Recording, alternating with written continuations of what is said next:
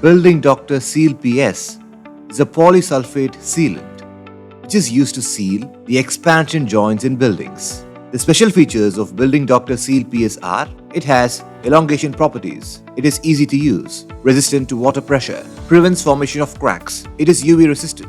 It can be used in expansion joints and all other types of gaps and cracks in buildings which require repair. Before using Building Doctor Seal PS, ensure you are ready with all the tools shown in the visual.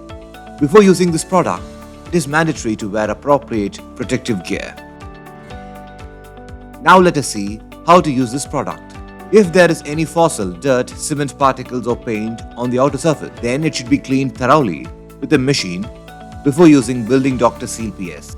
Building Doctor Seal PS comes in two parts. It is mandatory to thoroughly mix the two components with the machine. For grade Seal PS can be used on horizontal joints and gun grade Seal PS can be used on the horizontal and vertical joints. While using Building Doctor Seal PS in expansion joints, Building Doctor Conpro BR should be used as a packer rod.